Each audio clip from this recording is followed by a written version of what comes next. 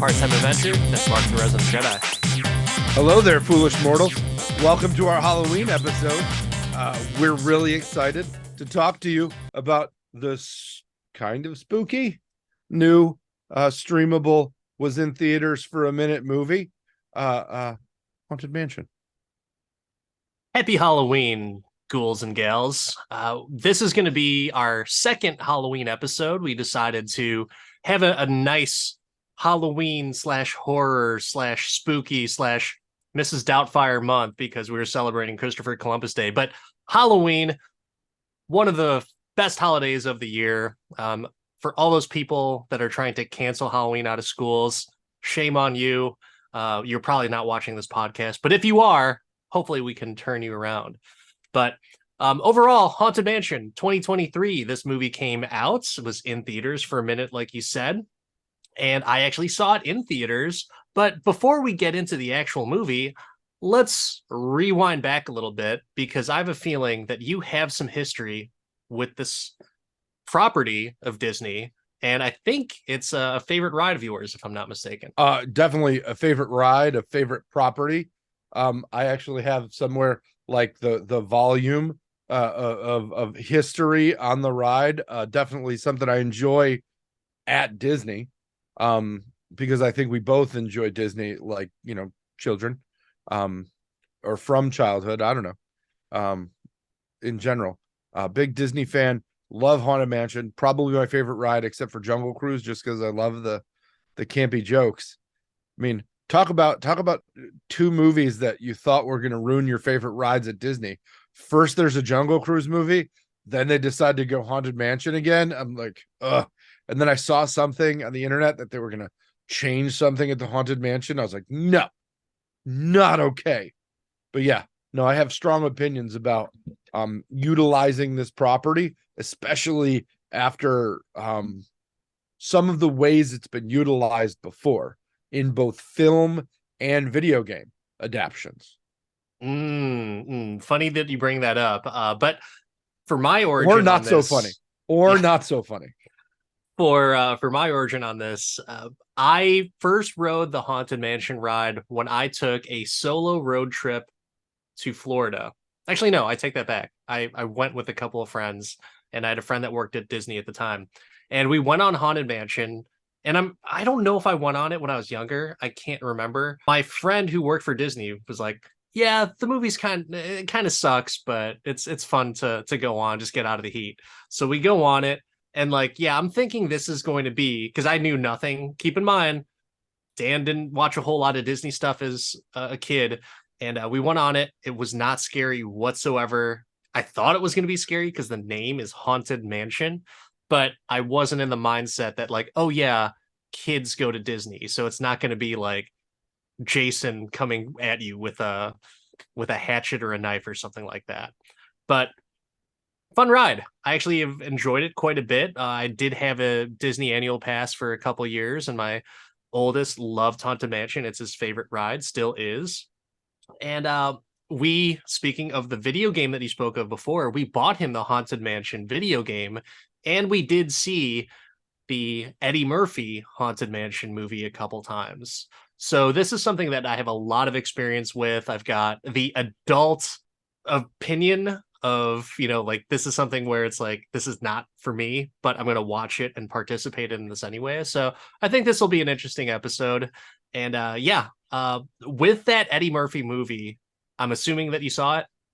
I saw it. It was that's all that it's that's all that needs to be said. It was an Eddie Murphy vehicle, right? And I don't think that it was meant to further the intellectual property that is Haunted Mansion in the aspect that, people that enjoy the Disney folklore appreciate it, right? And there's a fine line between fans and fanatics, right?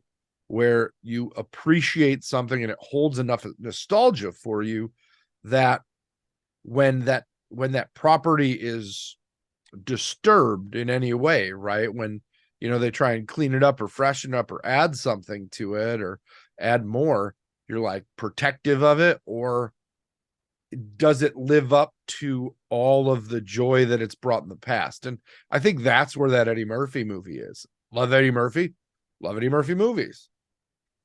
That was a stretch. I think he did a lot of other stuff for Disney that was amazing. This was also during those few years of Eddie Murphy making some less than stellar movies prior to him taking a little bit of a hiatus. So I was actually surprised by the Eddie Murphy movie. I thought it was going to suck royally because I had heard nothing but bad things about the movie, and I thought it was okay. It's not I couldn't do it all day, but I thought it was okay. It's serviceable, especially for someone who enjoys the ride. I think there's enough of the callbacks and nostalgia and homage to the ride. Not enough, and not in comparison to the most recent entry, but yeah, I don't have a problem with that movie. I just could care less about it, not couldn't care less. I could care less, but I'll keep my caring right at that little gray area. Yeah. And just like your explanation of the ride, you've got to understand that when they're making that movie, they're also like, well, it gotta be for kids. So we can't I think this new entry edged the creepy level up a little bit than it was before, but I think this still is a very, child-friendly movie. Compared to the stuff that your kids watch, for sure. Like your kids were like, what is this? Where's the blood? I want to see the death. And you're like, sorry, it's a Disney movie, kids. So they're not like that. So for all the listeners who think that it is just like we put snuff films on for family dinner, that's not the case. But I will say that we have had quite a bit of the horror extravaganza for this month. We've seen a few iterations of Friday the 13th. We've seen Nightmare on Elm Street, a couple different ones. We've seen Texas Chainsaw Massacre.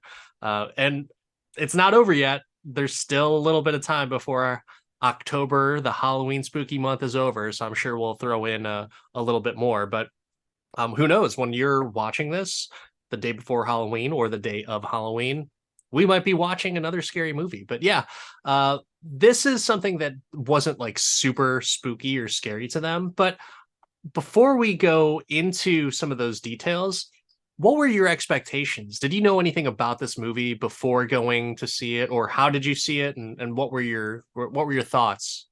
So I initially was going to see this in theaters until somebody I know gave me a few emojis and a text message, and I was like, well, I guess we should hold this movie for the podcast until October. And I didn't see it in theaters, so my expectations were low. I do enjoy the cast. Like, don't get me wrong, love Rosario. Danny DeVito can do no wrong. Jamie Lee Curtis. So I was hyped to see it initially, but then the Part-Time Avenger gave me a poor review based on his theatrical viewing. And I was like, well, I'll wait until it comes to streaming. Interesting that you say that. What did I respond back to you with, or what did I say? Because I don't remember. If I need to go back through the text messages a wise, I'm sure I can. But I know that whatever your response was, it did not encourage me to spend babysitting capital. So what I think I may have said was that I fell asleep during the movie. I don't know if that's exactly what I said, or or even if I did say that to you. When did this come out? What was the release date on this movie? Oh my gosh. Another miss on Disney's part, because why wouldn't you release this for Halloween?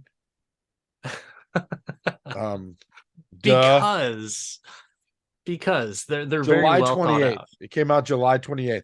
So I'm going back through my messages to July 28th. What and I'll tell did you the exactly. Part-Time Avenger say? What did I say? I'm pretty sure I think I said I fell asleep during the movie, but I don't know. Yeah, so my expectations going in were like, oh, this is going to be better, because the Eddie Murphy one got so much crap. No one really liked it. It was a box office bomb.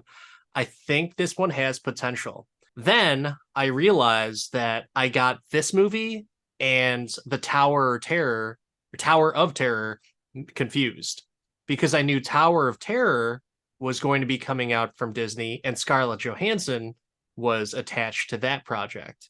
So I thought, got my wires mixed up, and I don't know anything about this movie. I did see a few names in there, Tiffany Haddish. I didn't realize that the cast had the cast that it did, but the only name that I saw was Tiffany Haddish, and I do like her, and I find her very funny. I was like, oh, she'll bring some good humor to this, not knowing what part that she was playing in it. But yeah, that's kind of my expectation. I mean, how bad could it be? I'll tell And you exactly how bad you could think it could be going into it, because that is exactly what, and the reason we didn't see this in July, because the text you sent me word for word says, going to see Haunted Mansion tomorrow. I think we picked a dud to review, LOL, based on the box office and Rotten Tomatoes scores. Oh, but that And was then I just said- based off of their stuff. That was just based off of like other Right. opinions. But then I'd mentioned we should do, because there was a new TMNT movie coming out, the watch along that we did, and you're like, I can cancel the tickets. I think I will. So your openness to, even before you saw the movie, not see the movie, is why it took us until the day before Halloween to release a Haunted Mansion review. And even after you saw the movie, because I got a text that said, I'm still taking the family Tuesday night, had not heard another text message from you about it until we were talking about our November lineups. So I didn't even like mention anything. No, like, okay, not at all. fair enough. And the fact that I can search it because my Mac does this, thank you, Steve Jobs. Okay. So we have a little bit of preconceived notion as to what my opinion might be on this movie. If anybody was listening to your Phil, a little bit of hypocrisy already. Yeah, We're already flippy flopping here, which that's totally what this, your move. That's why what you this live in podcast Florida. is about. All the flip flops. Jeez. Before we get into the details of everything, I'm curious, and the viewers and listeners are curious to hear, what is your version of this plot? Diamond in the rough real estate investment goes horribly wrong as previous occupants refuse to move out. Hilarity ensues. I see what you did there, and isn't that the best line to have for every synopsis, is an hilarity ensues? Yeah. I love that. That's so great. I don't know if hilarity is the right word to use there. Hijinks afoot. Jinkies, well, it's going down.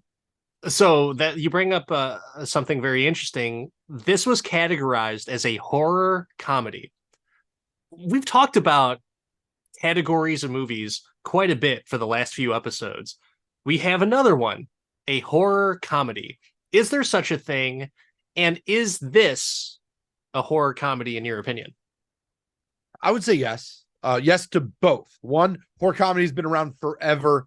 See Abbott and Costello Meet Frankenstein. Yeah, true. There have been horror comedies for a long time. I feel like Gremlins almost fits into that, right? I mean, things that are just kind of campy and ridiculous, but also have a few jumps in them, and they're meant to be things you can watch as a family around Halloween, as opposed to like murder and have to explain that, right? Or a possession, or a knifey hand that somebody threw me in the furnace. Now I'm really angry about it. All that stuff, right? Why Jason's mom was so angry at everybody. Oops, spoilers.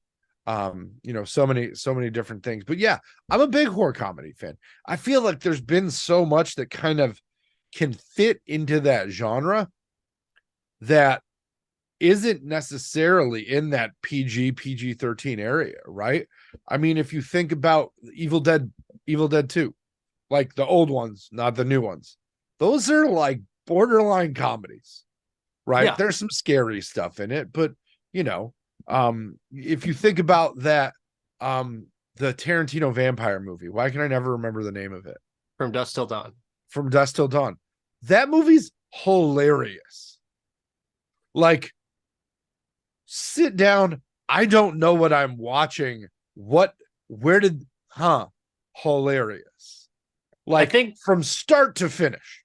Tarantino does a better job at that though, because when you take a look at some of the other movies that you mentioned, so like going to Friday the 13th, that's just we watched that recently as a family, and that's just a awful movie. That movie sucks so bad. It sucks hardcore balls.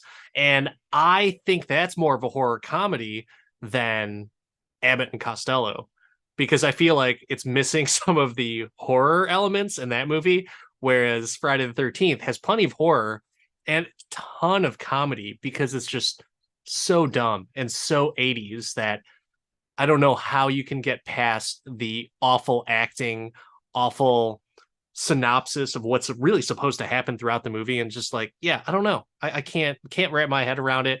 Same thing with Nightmare on Elm Street. I have a hard time watching that stuff now because it's just so campy.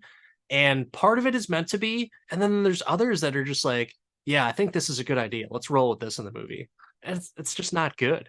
Feel like your opinion on those is the same as my opinion on the original Terminator movie. Like, this is so campy. How can you take it seriously? Right. And I think that we've been exposed to so much media at this point, and it's so readily accessible. And everything we get now has high production value, especially due to like high def cameras and stuff like that. Like, filmmaking and cinematography used to be an art. Now you can make a movie with your iPhone and it looks great, right? Yeah. So you're used to things that are now hideable with editing, like Photoshop and iMovie can do so much from a special effects perspective now for no money. And you can do amazing, crazy, ridiculous things that were impossible with practical. Now, I mean, look at the thing. Think about that movie now versus made then with similar budgets. It would be insane what they can do. So you have to look at that as a genre piece. If you remember coming up in the 80s and 90s and watching movies from the 50s and 60s, it's the same thing, right? It's like watching a black and white movie in the 80s, like, oh man, this is so boring, unless it was Clerks. This is the worst, even though Clerks came out in the 90s. I think that that's kind of what you're up against. You're now in this, I don't want to call it the golden age, but you're in this like platinum age of movies where everything is at a certain level, and TV shows have better production value than movies did then. So everything that you revisit and reabsorb, unless you're nostalgic for it, unless you already loved it, is not going to look as good. My son's starting to watch more cartoons. I tried to go back to some things that I remember enjoying. I was just like, wow, these are some of them have great hidden jokes, like Rocco's a sex line worker, Rocco's Modern Life. Totally, like, how did we miss that as kids? How did they allow that on television? I have no idea what you're even talking. Who the fuck is Rocco? You didn't watch Rocco's Modern Life? Oh, bro. Not to Nickelodeon, dude. Where's your fake cable?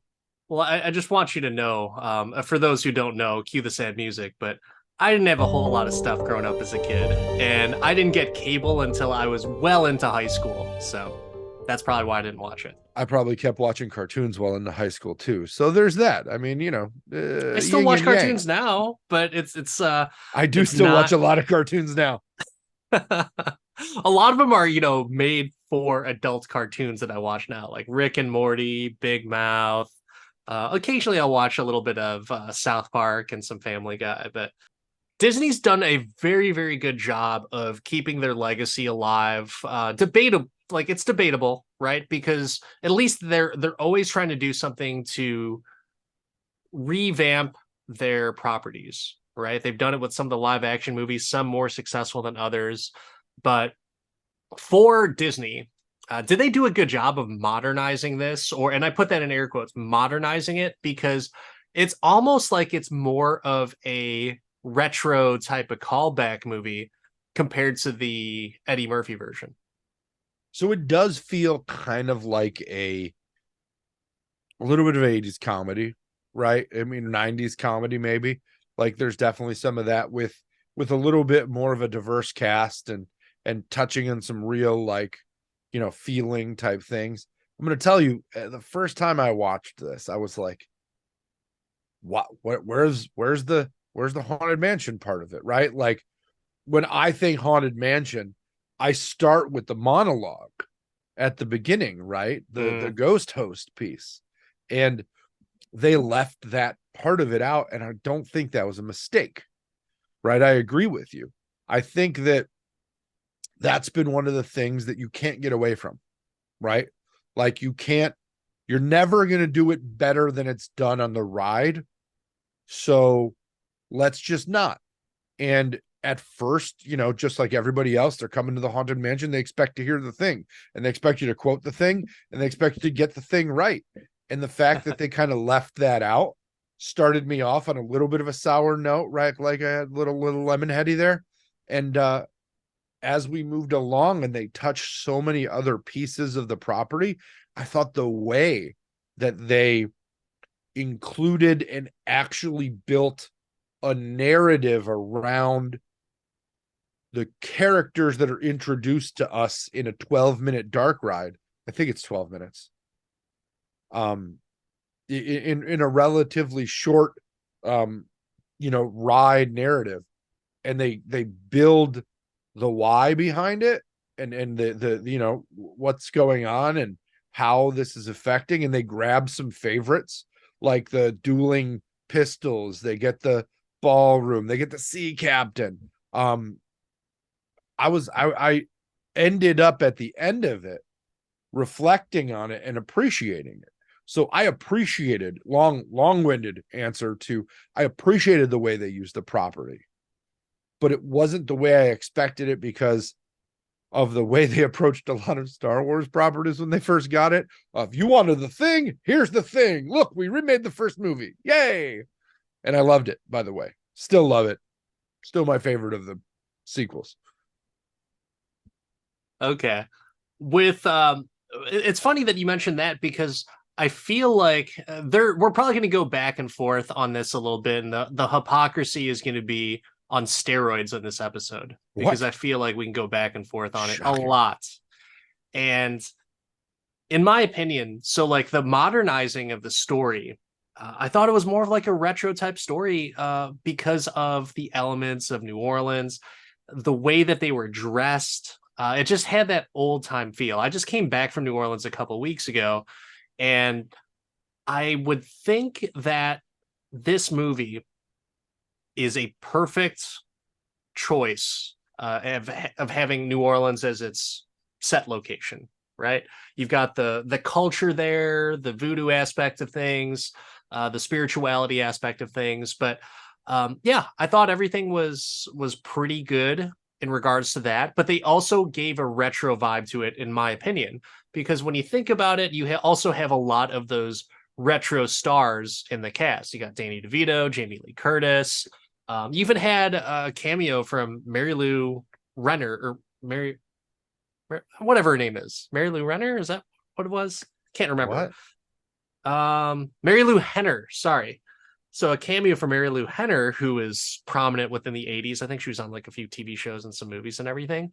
So yeah, I thought that that was kind of the case of like we're going retro to bring that nostalgia in. I don't think this movie was for kids like nowadays or fans of the ride now. I think it's for people like us who enjoyed the ride, maybe saw the Eddie Murphy one, and they wanted to make sure they had some of that star power to bring us into the story, which I think they did. I think they did that.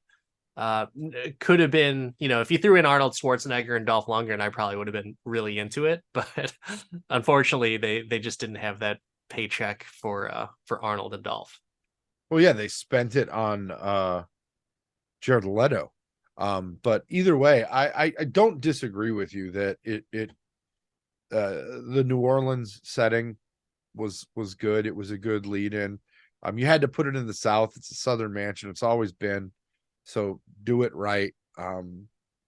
But I enjoyed the fact that they built a narrative around these folks, and it did have a bit of a throwback to the fact that they actually built a story around something, which more modern movies they kind of suck at that sometimes, especially reboots of older like properties. Like they're usually not as sharp.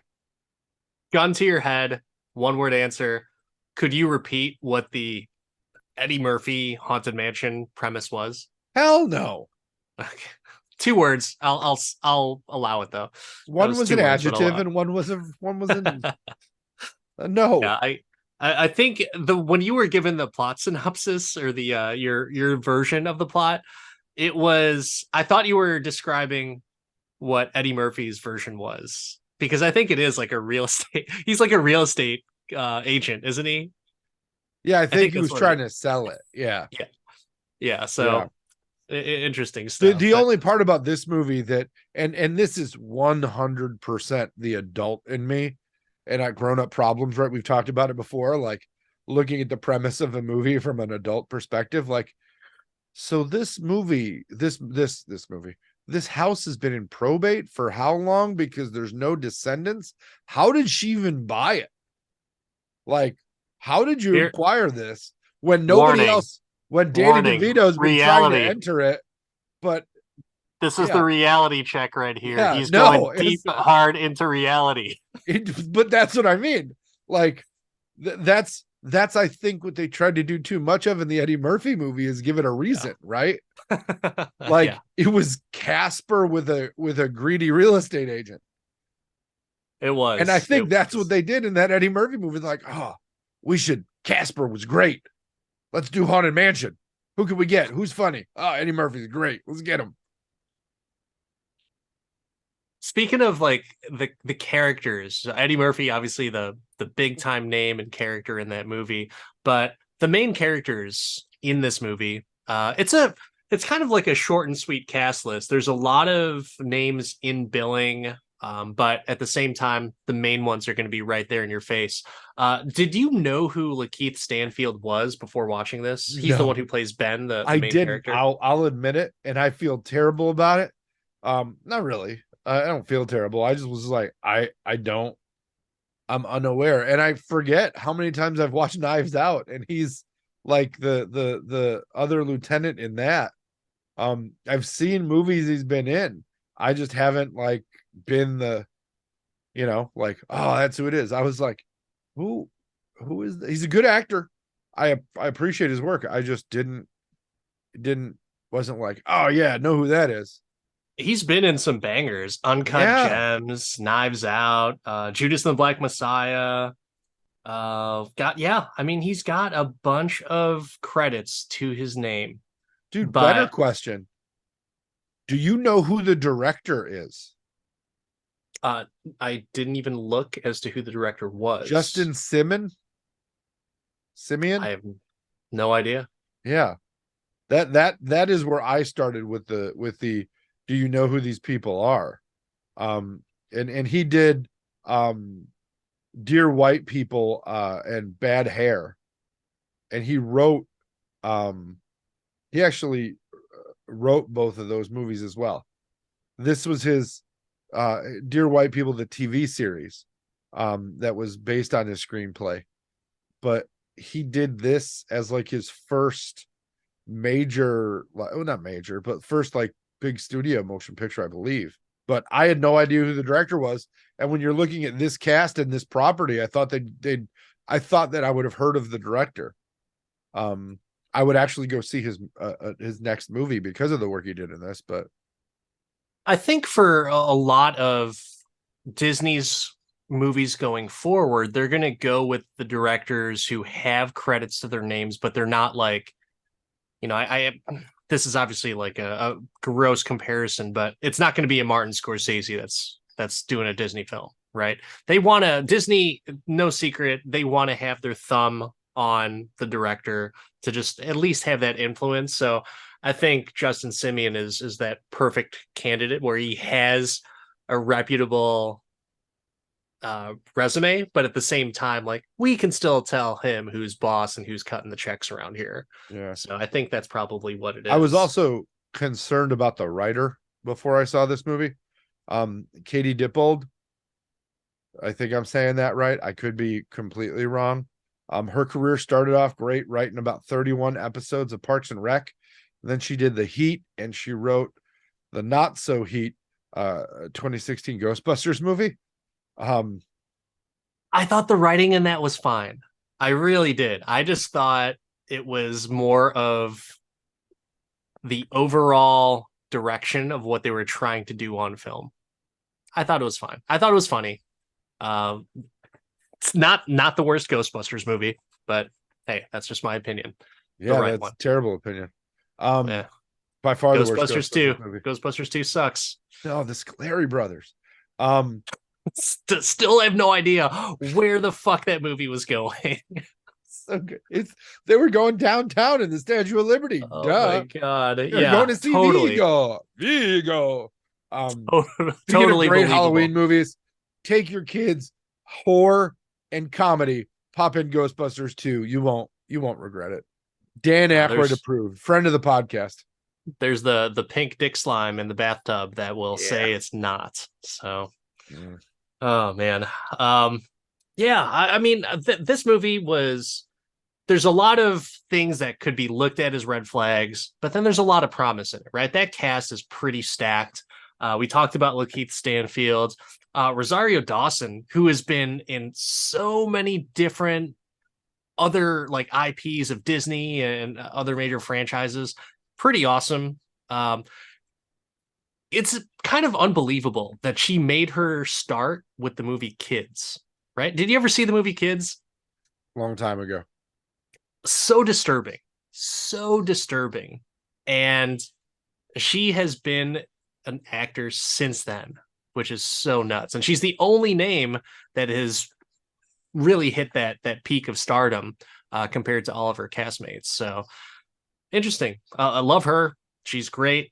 We might be doing some other episodes with her as a main character in the future. Who knows?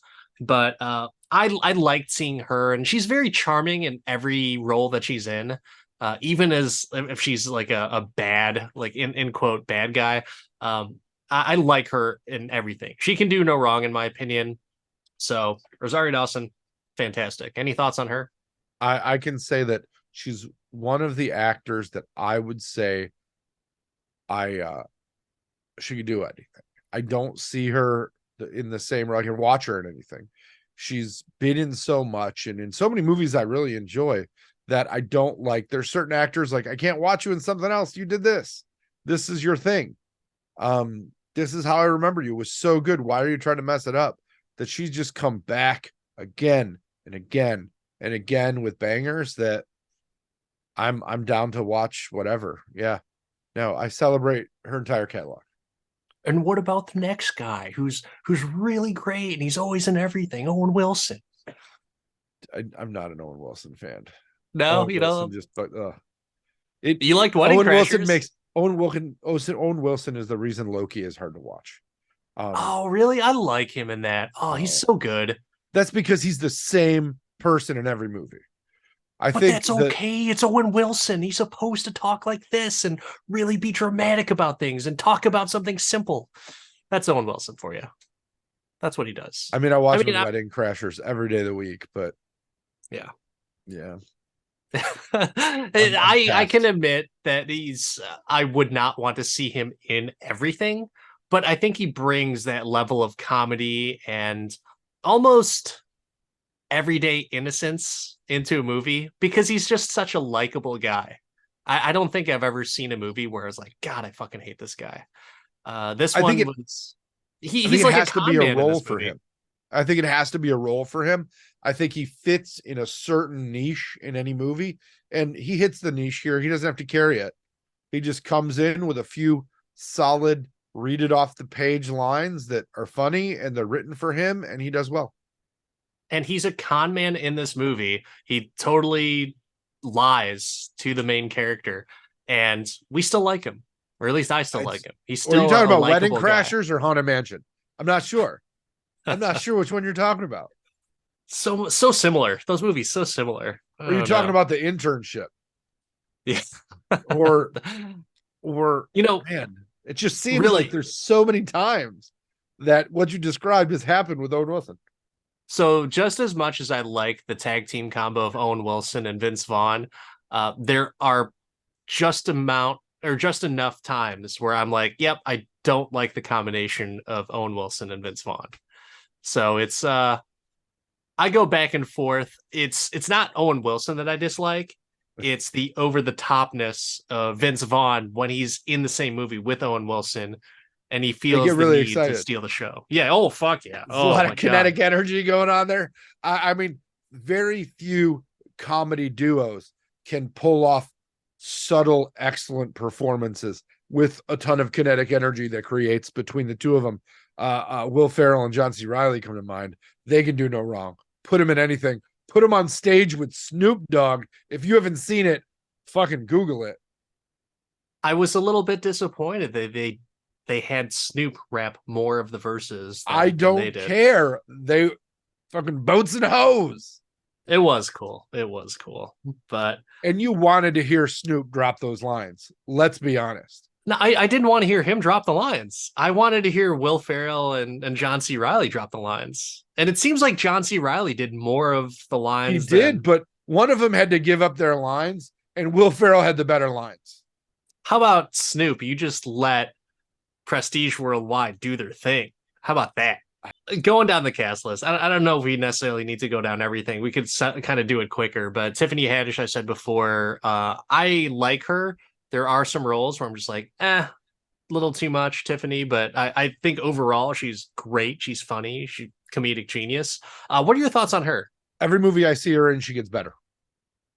Okay. I think that she's evolving as a talent, and every time I see her in something, she gets better. She does very well when she gets a cast that gives her things to react to, that feeds her a little bit. And talk about a giving performer. Let's talk about Jamie Lee Curtis, who I love.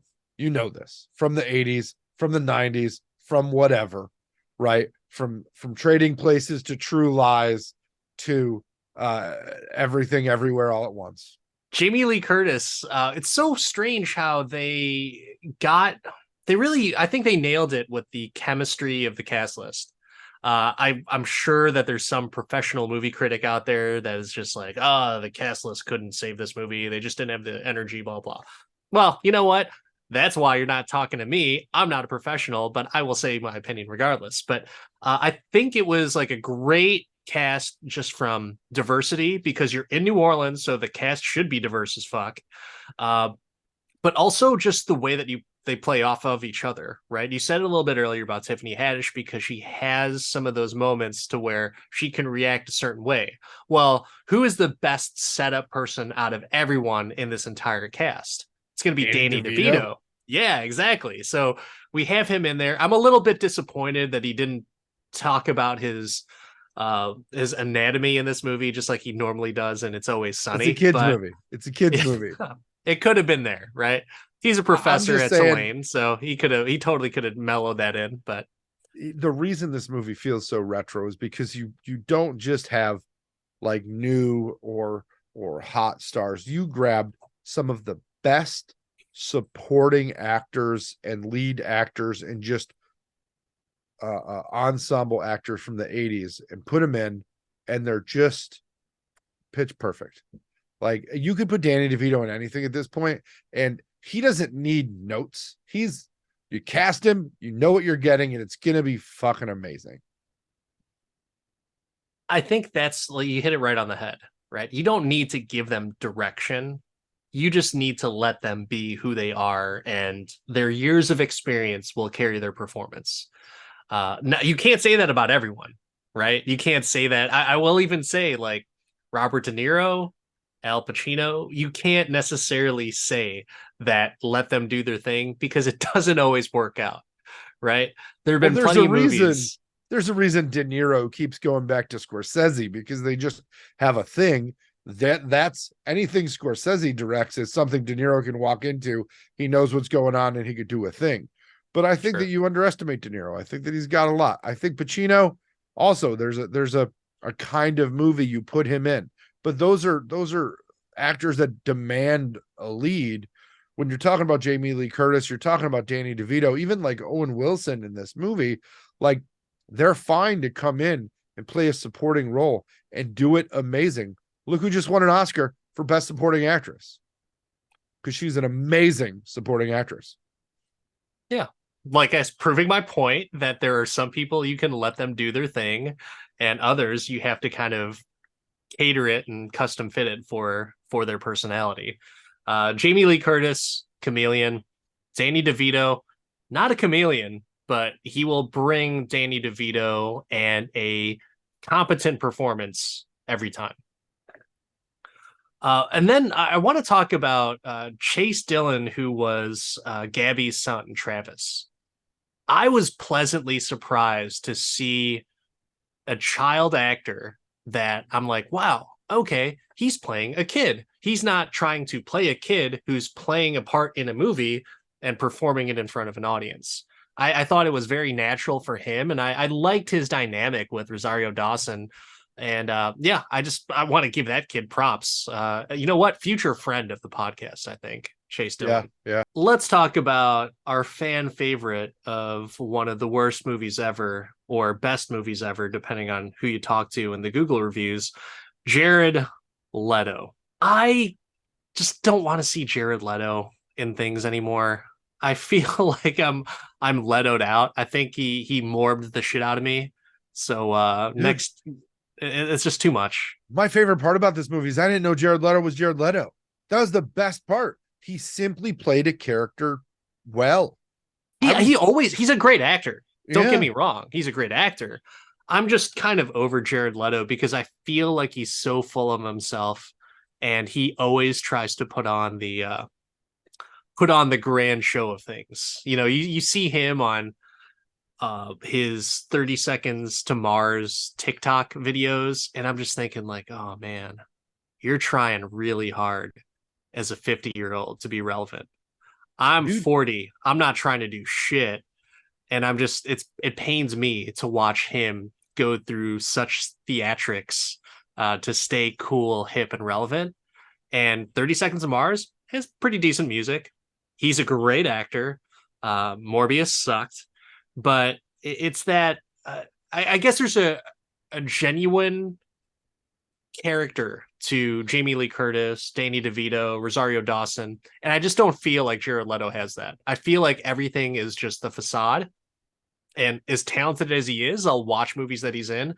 I'm just like, I guess I'm kind of bummed that Jared Leto's in this. But yeah, I couldn't really tell. I think I just associated it with the name that I'm just like, well, I kind of have to dislike this part of the movie or any part that he's in because it's Jared Leto. Man, I feel like you hate everybody named Jared in general just because of Jared Leto. I do, because that Subway guy's an asshole. Fuck him. Literally. No, I there have been movies where I would agree with you about his performance in that movie bringing me great frustration, right? Morbius at the top of the list. I can't say a bad word about Jared Leto with this movie because nothing he did bothered me. He did a great job. I think that the script and the story brought to life a favorite character for Disney fans, but a very ubiquitous character, and that not a lot of people knew much about him, and they brought a story to it and the personality that you kind of would expect from it. And it wasn't overly Leto'd. It was just what it needed to be. I liked it. I was a fan. Yeah. And when I looked at the cast list, I said to my wife, I'm like, that's Jared Leto? She's like, he is kind of like, stringy and tall. And I'm like, yeah, but that's the only thing that you like. You're like, oh, it must be Jared Leto. Stringy and tall? No. So again, I was as a fan, and I was surprised that they got an Oscar winner to play a faceless, like nondescript faceless character. Disney does have a knack at doing that stuff. I mean, I know they didn't want to. I bet you Jared Leto loves the ride and is a Hatbox Ghost fan and was just like, totally will do it. Let's go. Labor of love. I wonder if he got if he went full method like he did for Cut his own head Suicide off and put Squad. it in a box. Yeah, where he was just like What's in trying the to box? fuck with people on set like he did on Suicide Squad. Like, oh man. That's where I respect the craft that people will go into their characters like that. But after hearing him on Suicide Squad doing that and giving people like I think boxes of like dead rats or something like that. I don't know. I might be making the animal up, but he did something weird like that, like gave morbid gifts to people just to stay in character as the Joker. I'm curious if they did anything like that on this set. But I don't know. Jared You have to Leto, read the internet. You have to read the internet about Daniel Day Leto. we talked about the big names in the the primary cast list. Did you have a favorite cameo out of the movie? I kind of dug Hassan Minaj, but I just enjoy him in general. I thought it was funny that he just kind of hopped in there, but there was a lot. What about you? Uh, Nicki Minaj's brother Hassan is definitely my favorite cameo out of that entire movie. I just thought that whole scene was great, and I like him. I know he's getting some controversy right now. He just got pulled from a project for some controversy bullshit thing that they're trying to cancel him or something like that. But whatever. He's funny. I like him. I enjoy his acting chops, minus Venom. But other than that, I'll always have to say Joe Coy was probably my second favorite out of them. I love the fact that they brought in so many different comedians into this. And it's like it's kind of that whole inside club. It's like, oh, I know that person. I know that Yeah. person. And I don't know why I felt so happy seeing Mary Lou Henner in the beginning of the movie as he's giving the initial tour. But I was like, hey, I know her. She's from the 80s and she still looks great. So good for her. For this movie and the ride and the Haunted Mansion property, do you think that they played enough off of the Haunted Mansionness? I thought there were a lot of great Easter eggs in the movie. They did the pictures. I mentioned the sea captain. They did the stretching room and a lot. They did a lot. There were two major things that stuck out to me that as a fan I wanted, right? And most of it was for some reason my brain wanted it word for word because it's those things that you like know, right? You wanted the opening monologue and you wanted the Madame Leota thing that you hear every time you spin through that room, Yeah. right? Like ringing a bell or whatever, right? You wanted that. And you didn't get that. And you didn't get the monologue, but you got damn near the rest of the ride, right? Like you got the graveyard scene, you got the dueling portraits, you got everything in the dining room, which is another of my favorite parts of the ride. You got the clock, you got all the artwork, you got so much. And I thought it was artfully done. Artfully in that it wasn't just slapped in the face like, look at the thing, everybody knows this. It was there for the fans, but didn't necessarily impact the plot and the movie enough to be like, well, that doesn't make sense why they made that. Like, for those that didn't know, they weren't left out of enjoying what was going on at the time in the story because they didn't know, if that makes sense. No, it does. I one of the things that caught my ear while I was watching the movie was when I can't remember at what the exact number was, so I might be messing up the number, but they were talking about like, oh, he has 963 spirits that live in this house. And I was like, wait a second, I thought there was 999 from the ride. And then just a few moments later, they correct her on the math and it's like, yeah, there's actually 999. And so I was like, oh, sweet. They got that from the ride. So I was kind of happy about that. Mm-hmm. And true story, when I heard that on the ride and going on that ride so many times with my Disney annual pass, Disney, I know I'm part owner, but if you ever want to give me free season passes, I'd love that. But for the ride, I actually tried to count out, oh, are there really 999? I'm going to try and count. So I went through the little hallway with like the little cat eyes or cat eye wallpaper or whatever and trying to count everything. And of course, I stopped counting after like 115. But at the same time, it was like, that's one of those little nuances that I'm sure I'm not the only Disney fanatic or annual pass holder that has done that, try to count the multiple hauntings in it. But I like that type of stuff. I like the attention to detail. I like the fact that you're pulling some things that are obscure in quotes from the ride, but at the same time, people who have partaken in that and enjoy it will find appreciation of it. And I want to go back to something really quick for you. Was you had mentioned earlier something to the effect that you weren't getting that feeling of the haunted mansion at the beginning of the movie, where for me it was like the complete opposite. I got it right off the bat, and in the movie theater I was like, oh, this is awesome. And the big thing that really clued me in and made me tune into, all right, I'm dialed in, I'm gonna enjoy this, was the band at the funeral procession, and they end up playing the haunted mansion music, which is, you know, very familiar. You'll Yeah, recognize it from a mile away. they played Grim Grinning Ghosts. Yeah, for sure. So I appreciated that. So I'm surprised that you didn't get that haunted mansion vibe, because music brings the best or the worst out of a movie. And Well, at that point, if you like the movie, or I'm sorry, if you like the ride, I think you'll you'll be in tune for the movie. but remember, the movie starts with the organ music, or the ride starts with the organ music and the you know Sure.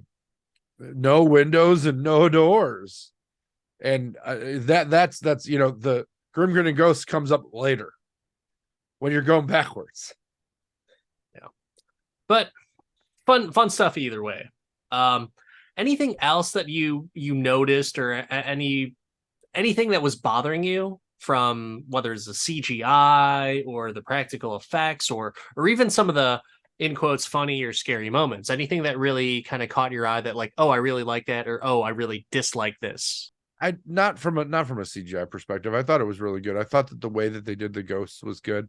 Again, like Jared Leto was unrecognizable. Loved that. I think the I was sad that Leota's room was like a dungeon, right? I thought that that was gonna, again, like just thinking about the house. Yeah, not Um, like the actual ride. You wanted it right, to be like the ride. right. But again, like they did that in the Eddie Murphy one, and that didn't go so well. So I like that they kind of hid it away. And who hit it? It had to be the ghost that hit it, right? So, in general, I think that it was one of the best. I think Disney did a good job of respecting their IP enough to not try and milk every ounce out of it. It was balanced, and the effects didn't take away from, like the ride has not that great effects. I mean, they're groundbreaking for when they were built, but like it's still, you have to give a lot and suspend reality a bit. And I think the movie asks you to do that too, but not in an unreasonable way. Okay. So the homage factor, thumbs up, you would say? Yeah. Yeah. Okay. At least respectable. I think that we're both. I think that you would find it difficult, as I would, to not give a lot of grace to this movie because it wasn't the Eddie Murphy movie. Like the Eddie Murphy movie is like a 3. We like Eddie Murphy and we like Haunted Mansion, so we give it a pass, but it's like a 3, right? So the fact that this isn't a 3 is, yeah, it's a win, right? I mean, Okay. it's like if the Bears win a game, they're the best team ever now. They're still 1-5, but man, they're really killing it. They're so good. Or any team, right? It's like when the Cubs are in first place in May, they're gonna win the World Series. Now they're gonna lose a lot of games. There has the whole season be played. So I think that plays into it. We're like, yeah, it was a Haunted Mansion movie that wasn't a complete and utter bowl of shit. Yeah. Um, do I think it was a 10? I think that the IMDb rating best represents it in my opinion, but overall, like didn't hate it. I think Rotten Tomatoes is a little too extreme on it. I think Metacritic also a little critical, but So yeah, let's talk about that for a second. So we got 6.1 on IMDb, 37%, so certified rotten on Rotten Tomatoes, and Metacritic is at 47 out of 100. IMDb, like I've said before on other episodes, that's kind of the rating that I typically will always go by if I want to see a movie out in theaters or if I want to check a movie out. Rotten Tomatoes has become so unreliable. I feel like there are just plenty of review bombs that happen for that stuff, and people nowadays people just want to shit on a movie for no reason anyway. yeah. You It's know, it's Karen not Tomatoes as at this point. yeah, exactly. And for Metacritic, they're always kind of like the oddball out of the system. I can't quite figure out how they do that rating system, and is it more Rotten Tomato ish, or is there some credibility there like IMDb? Going back to that film's performance, you know, we've got we have the ratings and reviews, but the box office and the reception overall. So this movie had a budget of 157,750,000. Would you like to guess as to what the world box office was? Not good. Not good at all. They definitely did not make their money back, and it was world box office take was 114 million. So that's almost 115 million. So yeah, I don't know if you need a calculator for that math for all of our listeners and viewers, but you want to make sure that you at least, at the very least, double your budget for the movie to be successful. And they unfortunately did not do that. And I think that is probably a nail in the coffin for the Haunted movie or Haunted Mansion movie franchise. What do you say? Well, I don't think you can remake this or do a sequel to it. Like, I don't think there's a next step to it. But I also think that this is going to live on Disney Plus for a while and they'll get some views and stuff there. Um, Once again, as being part owner of Disney, it's really not it's not padding my wallet yeah, that it's on Disney Plus. they So also, I mean, they released it at such a weird time. yeah, Like, but I mean, release perfect for streaming during the Halloween season. yeah, but I want the theater money during the Halloween season. Oh, believe me, as a part owner, I also want that as well. Yeah, But yeah. How many shares of stock do you have? oh, it's staggering double digits. So Nice. Um, I think that there's it's hard to see when the release window is, and this isn't the first movie we've talked to about this, where it's like, why would you release it at this time? Um, I also think that there's the box office still hasn't fully recovered from COVID. Like that snapback hasn't happened. I don't know if And it ever will, well, honestly. I don't disagree with you. I don't disagree with you. And I also think that because like when we talked in July, end of July, right? When this came out, almost August, and we're like, it'll come out on streaming for Halloween, which is when you want to watch a movie like this. So I didn't go. I saw no reason to prioritize it. Right. And I think that that's a lot of people. Like it just was not at a good time. There's what kids movies out right now that it would be running up against.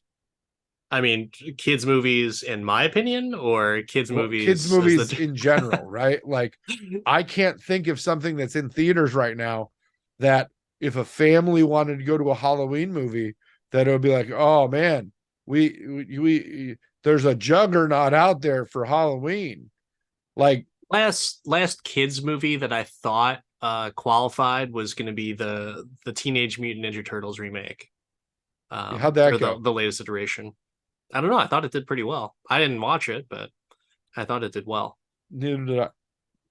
Neither did I. I'm waiting for it to come to streaming and for us to run out of other movies to My watch. what But my wife and my boys said that the movie was really good, and even my wife was saying like, yeah, you probably would have liked it, and yeah, didn't Didn't see it. I mean, if you look at what's out now, the Paw Patrol movie came out a few weeks ago at the end of September. Not gonna take. I mean, the original Paw Patrol movie did really well, like from a budget perspective. So I understand why they released another one.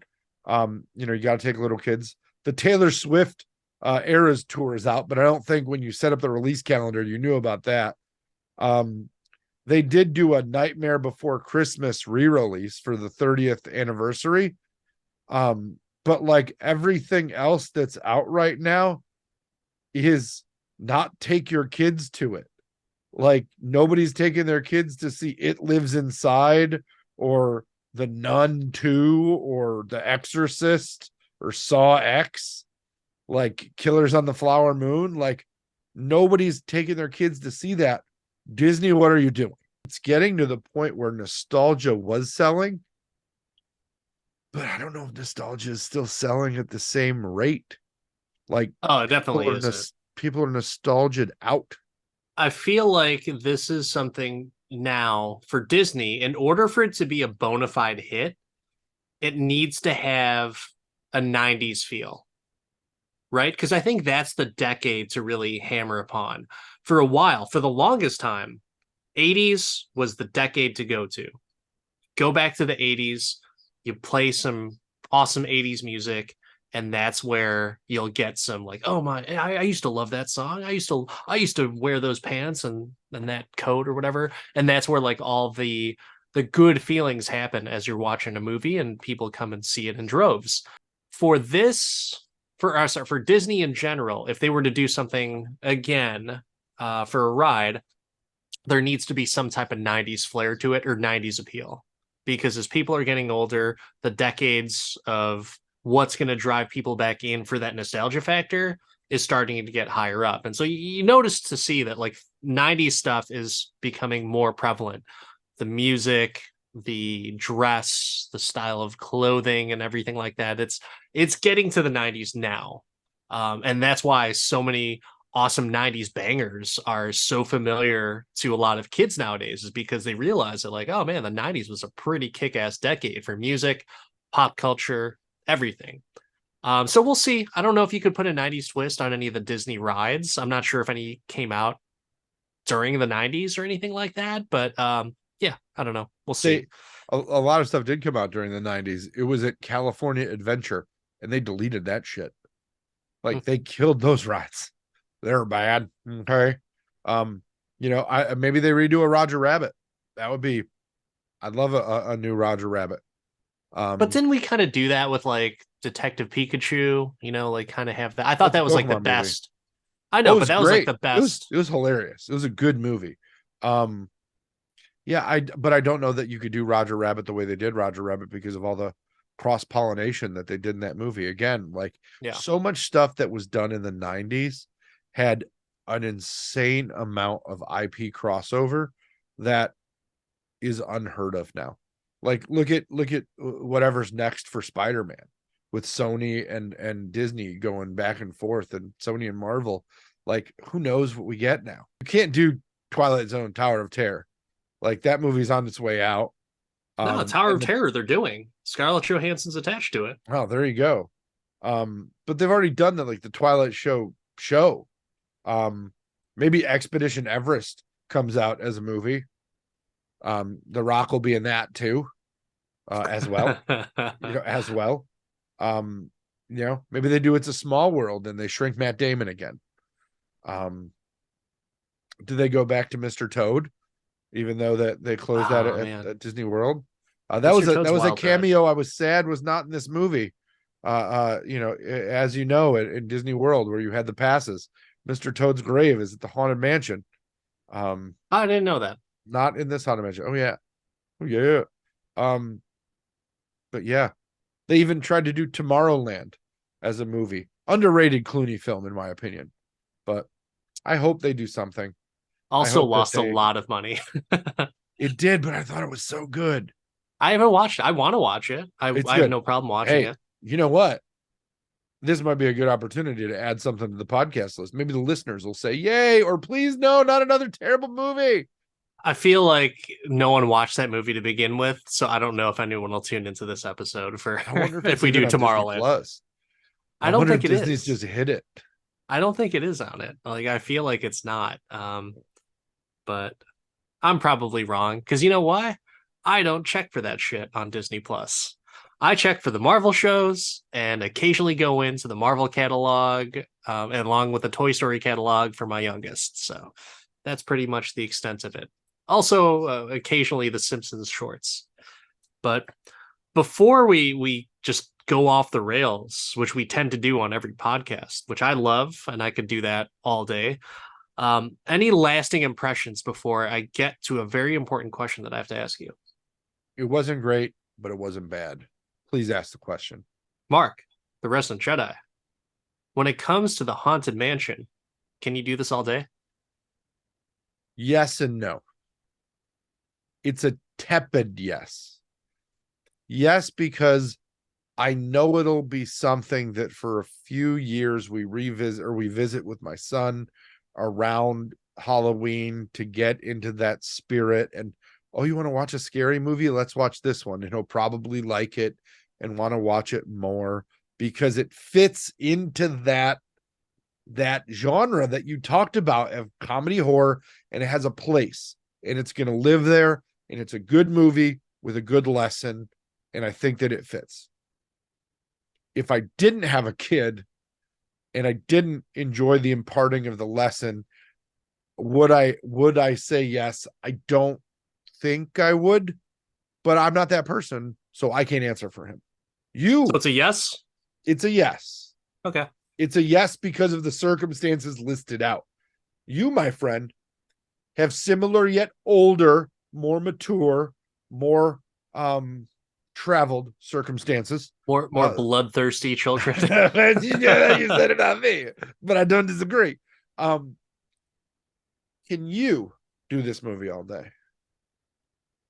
So full transparency, I saw this in the theaters, and then I saw it again for the podcast on Disney Plus. Fell asleep in the movie theater, but I think it was just because I was working so goddamn much and I was tired. And you know, when you put on a kids movie, I tend to conk out a little bit. Podcasting hard work. Yeah, yeah. And I figure that with this movie, the nostalgia factor is there. I was really locked in at the beginning. I just happened to get a little sleepy towards the middle. But I was entertained. I thought the cast was great. I thought the callbacks were all there. And you've talked about this before on the podcast as to our definition kind of changes up. Like it doesn't really. If people were to listen to our episodes, they would be like, "Wait, why would you recommend that one? Why would you say that you can do that all day?" For me, that whole reason goes around the fact that is this worth watching? Will I recommend this movie to someone? And I will say, as a whole, I will give this a yes, I can do this all day. The reasoning as to why is because if you are a Disney fan and a Haunted Mansion fan, you have to watch this. There's plenty of callbacks, homage, and just some really cool elaborations about the ride itself. And so I think it's worth it. And for anyone to deny that to anybody who may enjoy the theme park ride, maybe they did, or maybe they didn't see the Eddie Murphy movie or the Muppets version of it. I think in order to enjoy life, you have to enjoy the little things. And one of those little things in life is like, hey, I like that ride. So why not take that ride into the movie theater or in the privacy of your own home while watching it on Disney Plus? So yes, I can do this all day, but I have a follow-up question for you. When it comes to the Haunted Mansion and the three, if I'm not mistaken, three movies that have come out, the Eddie Murphy one, the Muppets, and this iteration, what is your ranking of those Haunted Mansion movies?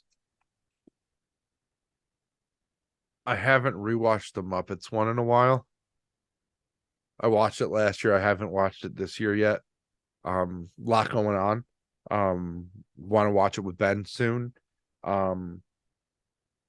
uh, I don't remember being like thoroughly impressed with it, but I can give you a solid 3 is the Eddie Murphy movie.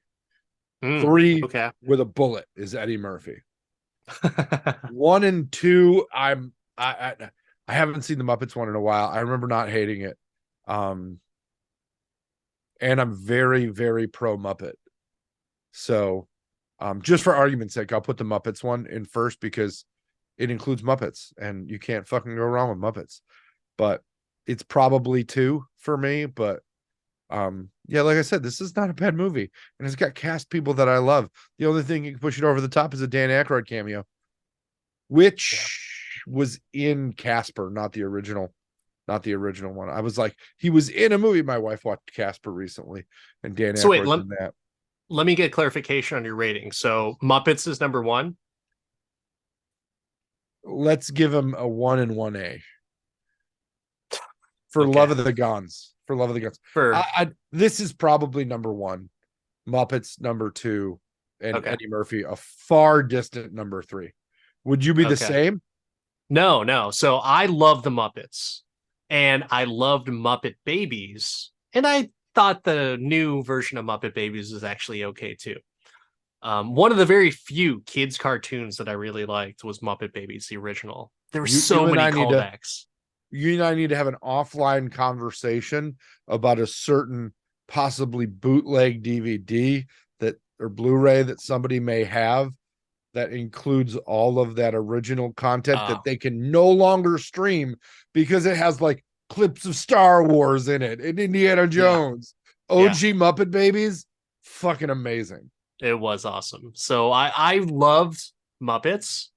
And I actually still, last time I was in the Muppet 3D show, I still enjoyed that. I think it was just a great cast of interesting characters. But I was so disappointed when I watched the Haunted Mansion version of that I was just like, I was silent. Like normally I'll either talk crap about a movie or I'll be like, oh man, I love this. This is great. Like I'll talk so much throughout the movie that my wife will be like, can we just watch? Can please? But I was so disappointed. I had nothing really stood out to me from that. So I ranked that as number 3. Eddie Murphy's, I don't think it's that bad. So number 2.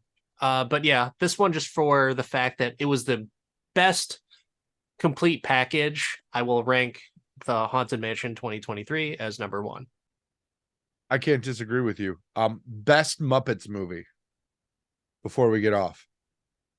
Ooh, it's been too long. I can't give an accurate answer to that. I want to say oh gosh, and keep in mind, me being the full-grown adult at the age of 6, I didn't watch a whole lot of those until later on in life. But I would say the Christmas one, the Christmas Carol, was pretty good. Hands down, the best one is the Christmas Carol. Watch it every year. Yes, sir. It's not an I can do this all day pick, but I would say that's the best one. I wanted to. Oh no, you know what? I take it back. What's the one with Jason Segel that when he did the reboot with them? Oh, that's number 2 for me. But Kermit the Frog had the little no, that was Muppets Most Wanted. That was the follow up to the Seagull. Oh, okay. So never mind. Muppets Most Wanted one. Yeah. Muppets Most Wanted was my favorite one. Oh, yeah.